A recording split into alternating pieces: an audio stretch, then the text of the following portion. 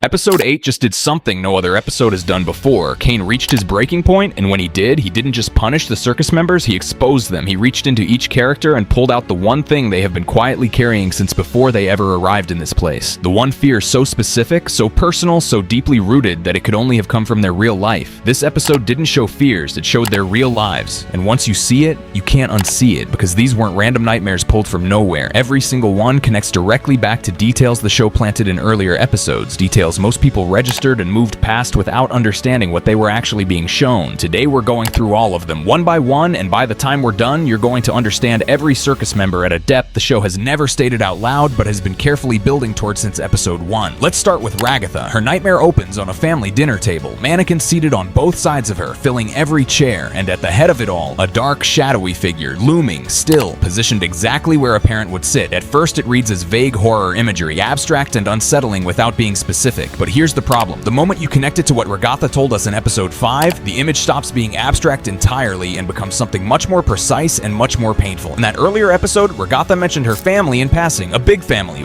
which immediately explains all those mannequins filling every chair around her, and a mother she described with the careful, measured language people use when the full truth is too heavy to carry into a casual conversation. Mean, loud, someone who yelled constantly, someone Ragatha called with that particular exhausted restraint a lot. Watch how she shuts down the moment her mother comes up, mid-sentence, like the words themselves cracked open a door she immediately needed to push closed before anything else escaped through it. That shadowy figure is her mother, the way it moves toward Ragatha without reason or warning, antagonizing her for no apparent cause. That matches the description precisely, and the fact that it looks almost identical to Ragatha herself tells you something important. An abusive parent becomes part of you over time, whether you choose it or not. They shape how you see yourself. They live in the mirror. The mannequins aren't just family members filling seats for atmosphere either. They're armed, because Ragatha's mother didn't reserve that cruelty exclusively for Ragatha. The whole table lived inside it. Everyone seated there carried the damage. Ragatha's nightmare isn't a fear of something unknown. It's a memory she has been carrying since childhood, dressed in just enough circus imagery that she can almost pretend it isn't exactly what it is. Almost. Now, Pomni's nightmare starts with gummy goo, which makes immediate sense. She witnessed that explosion in episode 2, and the show has never pretended it left her unaffected. But here's where it gets weird. The nightmare doesn't just replay the trauma. Gummy goo switches, turns aggressive, comes directly at Pomni in a way the real event never did, and to understand why, you have to go back to episode 5. Pomni describes her life before the circus, the supermarket job, the suffocating daily boredom, the thrill chasing she used to escape an existence that felt like it was slowly flattening her. She needed those moments when something unexpected broke through the surface and reminded her she was still alive. Her nightmare takes that and shows her its darkest version, the exciting thing that suddenly becomes the threatening thing. But underneath that is something even more specific, guys, because this isn't only about gummy goo.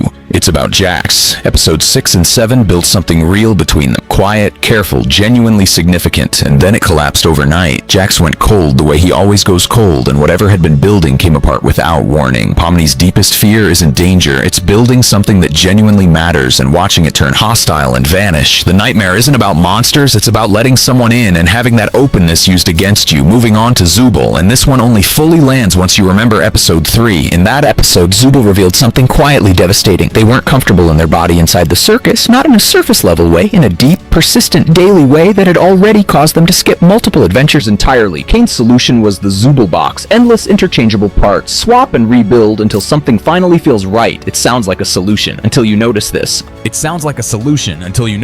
Zubul's nightmare shows what that solution actually feels like from the inside when it isn't working. They're being dragged under by their own parts, pulled down by the volume of options rather than freed by them. Mirrors everywhere, reflecting back versions of themselves that still aren't right, still aren't enough. That's the fear, not the parts themselves. The possibility that no combination will ever land correctly, that the search never ends because the answer doesn't exist inside the box. Kane gave Zubul infinite choices thinking that was a kindness, but infinite choices when what you desperately need is one clear answer is its own specific and relentless form of suffering. Now, Gangel's nightmare is the most visually chaotic sequence in the episode, emotions cycling faster than she can process them, shifting so rapidly that she loses herself entirely, and then cutting through all of it, a truck. The emotional spiral makes immediate sense. Gangel's entire existence in the circus has been structured around the fragile daily balance between her happy mask and everything churning underneath it. We've watched that mask crack repeatedly. Her relationship with her own emotions has been unstable since the very first episode. Her nightmare is simply that instability taken to its furthest point, emotions moving so fast that no version of herself stays stable long enough to stand on. But the truck is what demands attention, because here's the thing,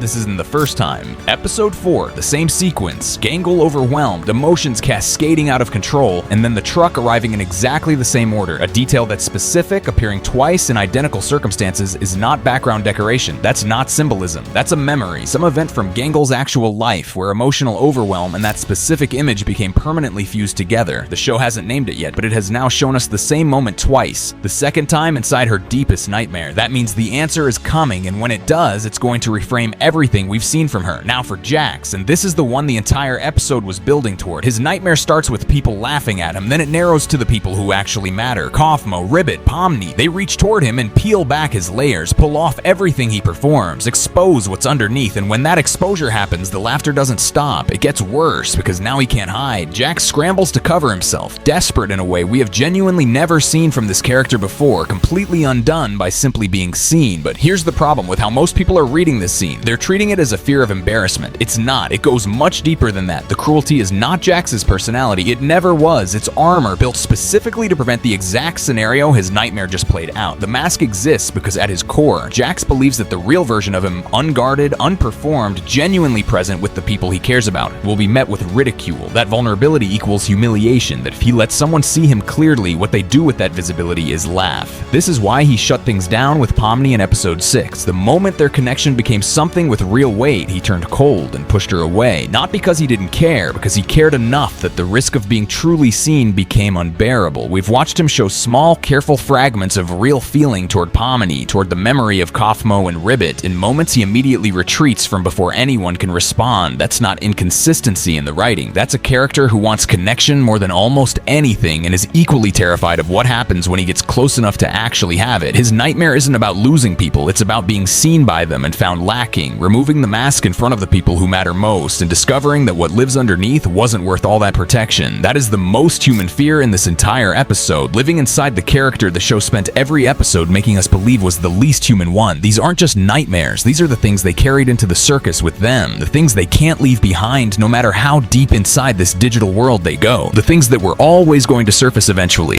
Because the circus was always going to make sure of that, and that brings us to Scratch. Episode 8 gave us more on this character than anything before it. The flashback, the weight of how significant Scratch was supposed to be before everything changed, the suggestion of something much larger underneath the surface of the circus that this character was connected to from the very beginning. But the full picture is still being assembled, and the most important pieces were actually hidden earlier, as embedded inside Episode 7's Chinese room scene in a way almost nobody caught when it first aired. What was hidden there, what it reveals about Scratch's real backstory, and why it changes how we understand this entire circus from the very beginning. That's what's coming next. Make sure you're subscribed, because that one connects everything.